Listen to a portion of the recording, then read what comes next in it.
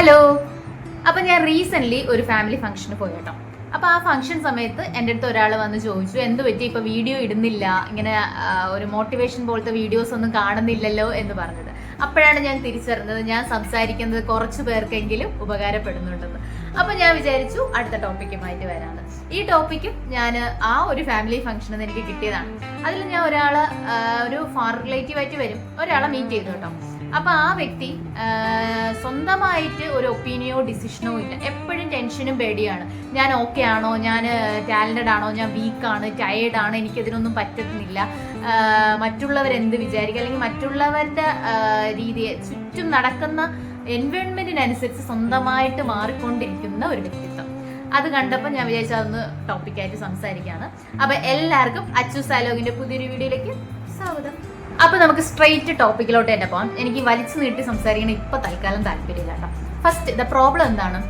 The problem is not you. നിങ്ങളല്ല problem, നിങ്ങളുടെ ചുറ്റുപാടുള്ള ആ എൻവയോൺമെൻ്റ് ആണ്. എൻവയോൺമെൻറ്റ് എന്ന് പറയുമ്പോൾ പരിസ്ഥിതിയാണോ? പരിസ്ഥിതി വരും.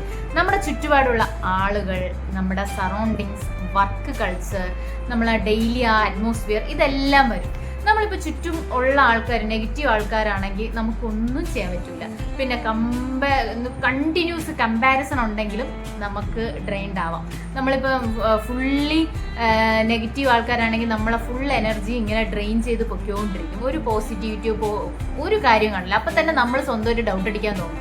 എന്താണ്, നമ്മൾ ടാലൻറ്റഡ് ആണോ, നമ്മൾ ക്യാപ്പബിൾ ആണോ എന്നൊക്കെ നമ്മൾ ചിന്തിച്ച് തുടങ്ങും. നമ്മൾ ആ എൻവയോൺമെൻറ്റിൻ്റെ പ്രോബ്ലമാണ്. ഇപ്പം നമ്മളൊരു ചെടി ഇപ്പം ചീത്തയായ മണ്ണിലാണ് വളരണമെങ്കിൽ അത് വളരാൻ പറ്റും? ഒരിക്കലും അതിൻ്റെ ഒരു ഗ്രോത്ത് നടക്കില്ല. അതാണ് കാര്യം. ഇനി രണ്ടാമത്തെ കാര്യം, ഈ എൻവയോൺമെന്റ് നമ്മൾ എങ്ങനെയാണ് അഫക്റ്റ് ചെയ്യുന്നത് അല്ലേ? അതാണ് നമ്മൾ ഏറ്റവും ചിന്തിക്കുന്നത്. പിന്നെ നമുക്ക് സൊല്യൂഷനിലോട്ട് എത്താം. ഇങ്ങനെ നമ്മളൊരു നെഗറ്റീവ് എൻവയോൺമെന്റ് ആണെങ്കിൽ ഫസ്റ്റ് നമുക്കൊരു ലേസി മൈൻഡ് സെറ്റ് ആയിരിക്കും. നമുക്ക് വളരെ ഊർജ്ജം അങ്ങനെ ഒന്നും കിട്ടത്തില്ല.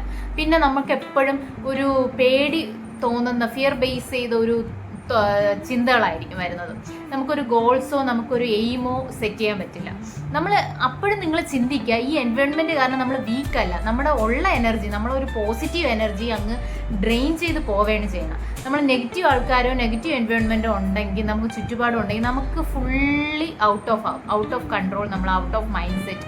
നമ്മളെ ഹെൽത്തിനാണെങ്കിലും നമ്മളെ മൈൻഡ് സെറ്റിനാണെങ്കിലും, നമ്മളെ ഈ മൈൻഡ് സെറ്റ് എന്ന് പറഞ്ഞാൽ ചെറിയ കാര്യമൊന്നുമല്ല. നമ്മളത് സ്വന്തമായിട്ട് റിക്കവർ ചെയ്യാൻ പറ്റിയില്ലെങ്കിൽ അത് വലിയ പാടുള്ള കേസ്. പാർട്ട് വന്നിട്ട് റിയലൈസേഷനാണ്.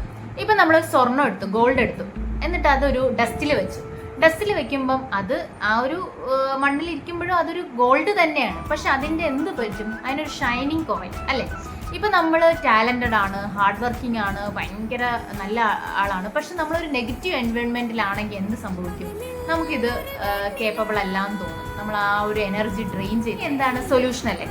First one, awareness.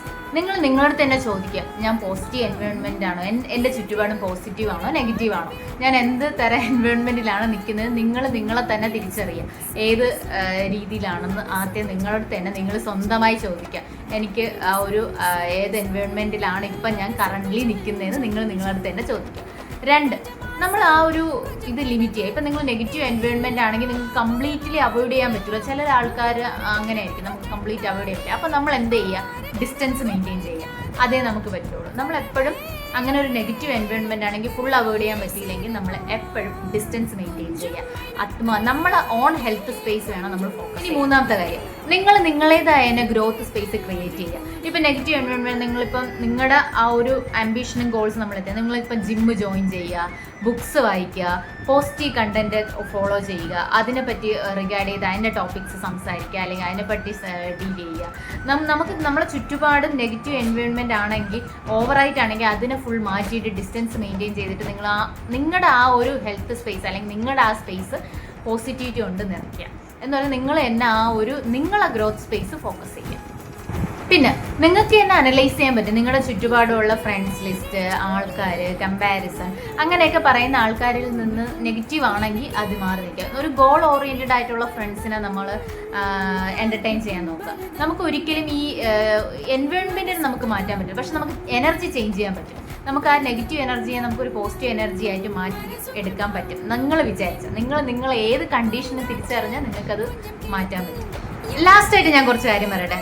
നിങ്ങളിപ്പം ഓക്കെ അല്ല, നിങ്ങളത് ഡ്രെയിൻഡ് ആണ്, നിങ്ങൾ കേപ്പബിൾ അല്ല എന്ന് നിങ്ങൾ തോന്നുന്നുണ്ടെങ്കിൽ നിങ്ങൾ ഇപ്പം തന്നെ നിങ്ങളായിട്ട് ചിന്തിക്കുക, എൻ്റെ എൻവയോൺമെൻറ്റ് ഓക്കെ ആണോ, എൻ്റെ സറൗണ്ടിങ്സ് ഓക്കെ ആണോ.